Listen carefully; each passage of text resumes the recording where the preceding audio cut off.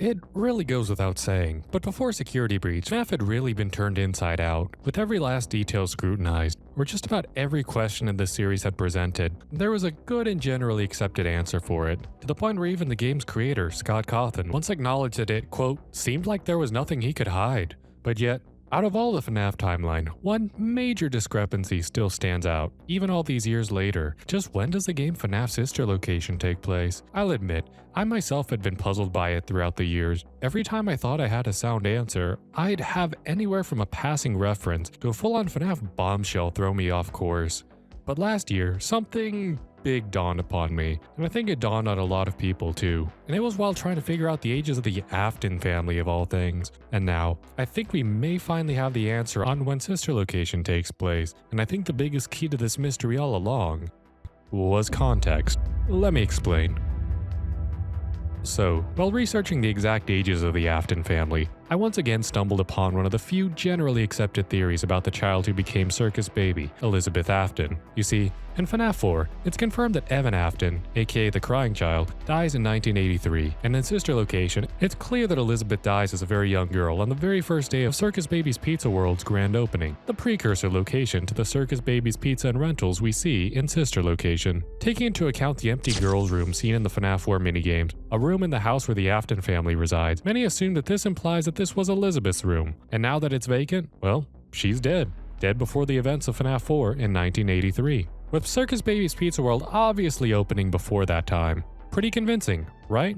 However, one detail about this just didn't sit well with me, and it's that, well, if the previous assumption about Elizabeth dying in 1983 is true, then that means the Circus Baby's Pizza World would have opened when William and Henry were still running at least Fredbear's Family Diner together, if not more locations. So, that begs the question, just why would Circus Babies even exist that early in the timeline? Because there's another very important bit of context to remember here, and that's William's motivation for establishing Circus Babies in the first place, to capture and kill children to harvest Remnant. But why? Why does William even need to go through the effort of opening a new chain to catch more children?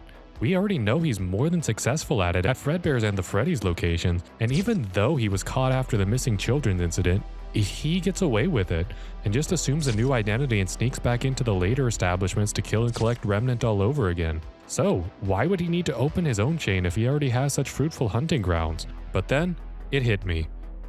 In the first night of the game FNAF Sister Location, we get a pretty important line from Handy Unit about the motives for William opening Circus Babies in the first place. Due to the massive success and even more so the unfortunate closing of Freddy Fazbear's Pizza, it was clear that the stage was set, no pun intended, for another contender in children's entertainment. According to the game, Circus Babies was open to, quote, fill a vacant slot on the market, since by that time, Freddy Fazbear's had officially closed. But wait, don't we know from FNAF AR that Fazbear Entertainment was established in 1983, either concurrently or directly after Fredbear's? And furthermore, why would William feel the need to open Circus Babies at any point in the timeline as we know it? Because every time a Fredbear/Freddy's was shut down, another new one would be announced and opened almost immediately after. So, just where is the vacant space for the, quote, open slot on the market here?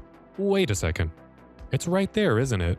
And I think it makes perfect sense too. Because you see, 1985 is when the media bombshell that was a missing children's incident took place, shutting down the first official Freddy Fazbear's Pizza and staying in the public consciousness for almost 50 years after the fact.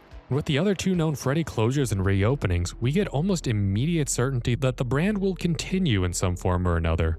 But for the 1985 location, we really get none, and I think understandably so. After the raw atrocity that was the missing children's incident, I think it really looked like Freddy's was shutting down for good that time. I think that's also why the FNAF 2 location was such a big deal, with Fazbear Entertainment blowing all their remaining money on trying to save the brand by opening a big and extravagant location based on the popular and very loosely adapted Freddy's marketable action figures, while leaving the old mascots to rot in the back. Thus, I really do believe that after the 1985 Freddy's had shut down in such spectacular fashion and William was booted from the company, he felt the need to open his own establishment to catch and kill kids and pay his own bills with. And then later, after his business literally went underground due to the Elizabeth incident and Freddy's came back new and improved a couple years later, he started to go back to hunt there instead. And all of this considered, however, I think it just simply makes no sense for Elizabeth to have died as early in the timeline as around or before 1983 like so many people have inferred from the Fnaf 4 bedroom. And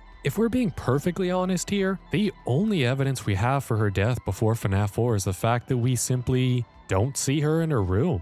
Honestly, she could simply be anywhere at that time. At school, in the backyard, away from home, or any other reasonable possibility really. The only two characters we see in the Afton house during those minigames are Michael and Evan, and we all know that at least William is present too, just off screen. So to me, besides that weird mangle toy thing that we haven't figured out, the bedroom here in Fnaf 4 is only there to serve the purpose of telling us that Evan and Michael have a sister, not to tell us that she's dead.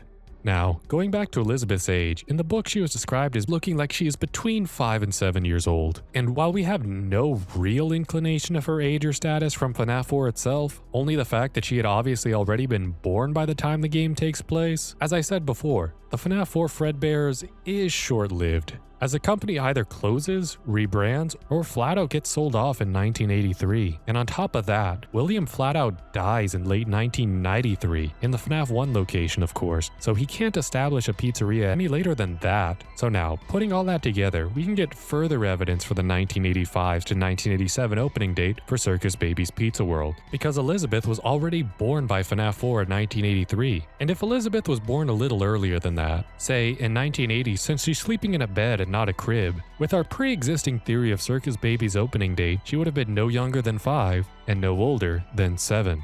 And of course, you can play around a little with the exact placements of these dates, since as long as Elizabeth was born no earlier than 1978, my theory still works. But alright, that gives us a solid indication of when Circus Baby's Pizza World opens and closes. But what about the game's sister location? The game that takes place at the later Circus Baby's Pizza and Rentals, where it's implied that the Elizabeth-possessed baby has been underground for a decent while now. And to answer that, well, I think now that we have effectively eliminated the first half of the classic FNAF timeline, I think the pieces fall together quite quickly, even if the writing itself was a bit questionable. And that's because Circus Baby had to have been underground at Circus Baby's Pizza and Rentals for a long time, because by the time the game FNAF Sister Location takes place, Funtime Freddy has been injected with Remnant, and subsequently possessed by the children from the missing children's incident. And I can't stress enough, Funtime Freddy has been undoubtedly possessed by the time FNAF Sister Location takes place. He exhibits the same self-awareness and paranormal behavior as the other animatronics do in Sister Location. He responds to controlled shocks just like they do, and he becomes the dominant personality of Ennard when Circus Baby gets ejected. Funtime Freddy is possessed, and we know from the mountain of evidence in FNAF 6, the novels, and the Ultimate Guides that he is possessed by none other than the remnant of the melted down classic animatronics and the souls of the missing children's incident kids. Now, this is where the infamous discrepancy seeming detail pops up in the games regarding Molten MCI. The classic animatronics were still up and running until they were dismantled by William in the FNAF 1 location to collect their remnant sometime after, well, FNAF 1 takes place. And right after they are dismantled, it sure as hell seems like, well, William Afton gets spring-locked and dies. So, how exactly does William give life to Funtime Freddy if he dies the same night beforehand? Well, I believe that I found the answer. And as crazy as it sounds, I think it's been so obvious that it borderlines on insulting on how we didn't realize this sooner. Because like I said, the Follow Me minigame is often speculated to take place over the course of one single night, and understandably so.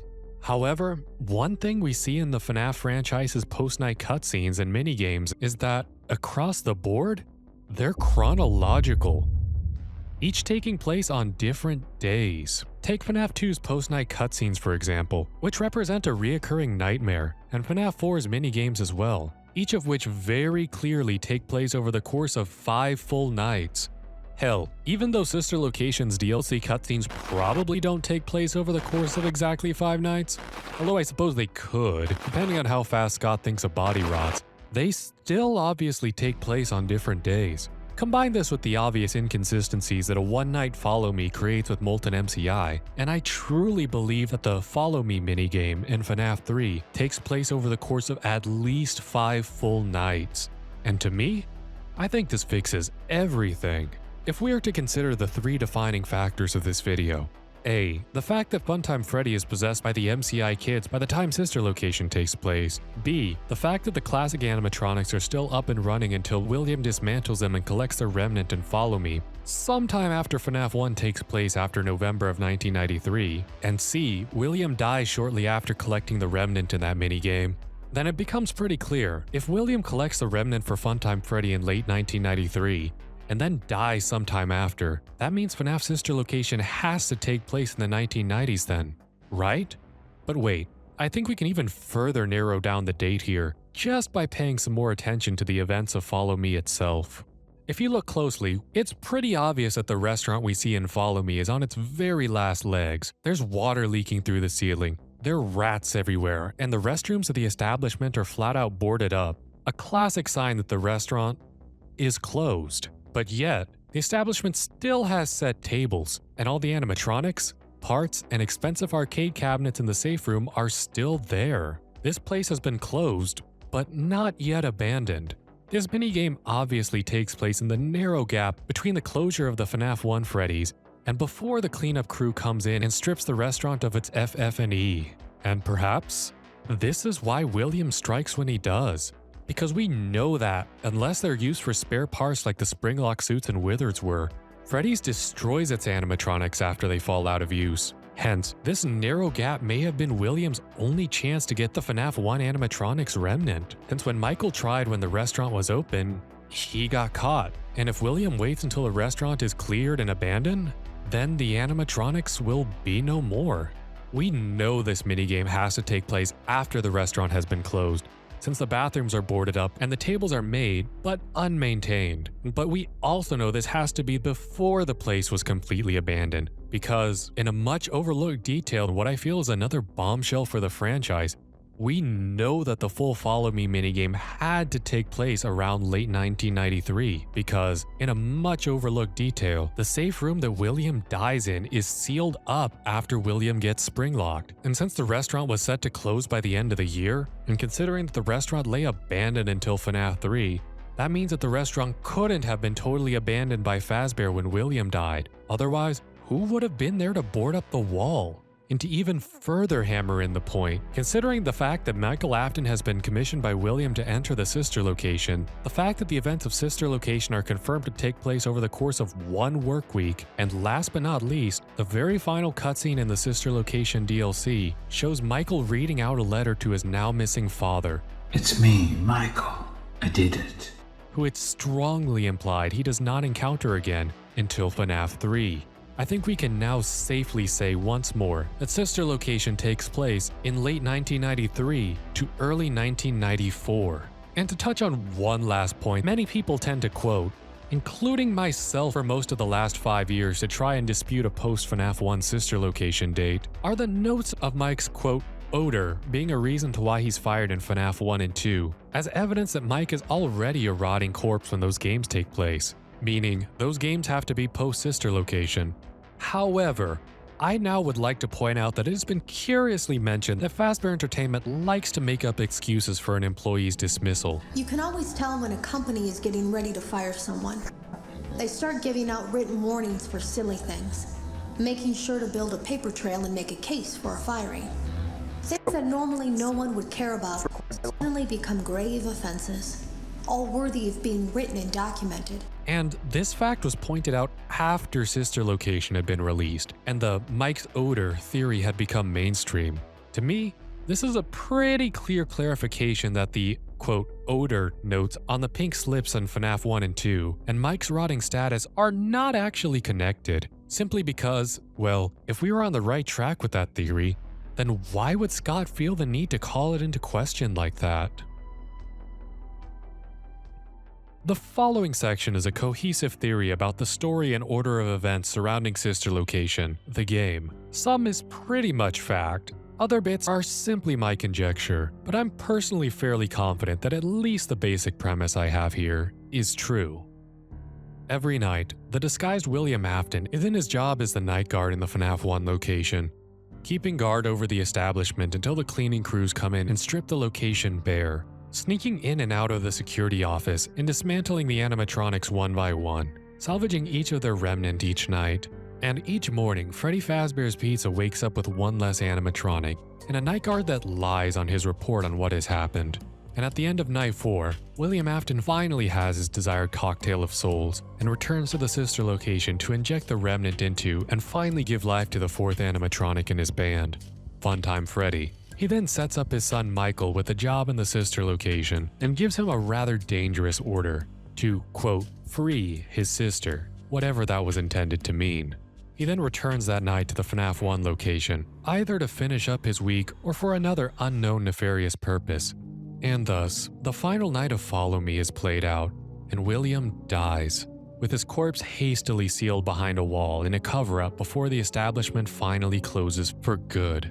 And over the course of another week, Michael has his saga in the sister location, and is killed and his body inhabited by Ennard, his corpse used over the coming days, weeks, or even months as a cloak to hide the monster inside.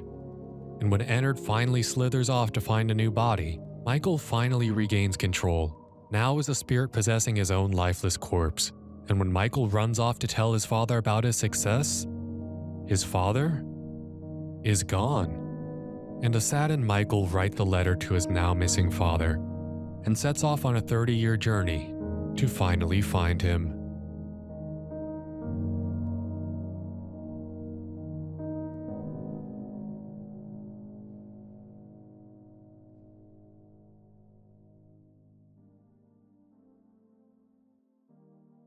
And now, obviously, while I think the base theory itself is pretty rock solid, when you look into the storytelling side of things, this is when things get really muddy when you pay attention to them. For example, this gives Funtime Freddy a solid 2 weeks of existence. And oh boy, don't even get me started on the motivations of Michael and the new retcon/expansions Scott made with Follow Me. But regardless, I'll cover those in a follow-up video. And whatever, at their very worst, these are just poorly written aspects of the story.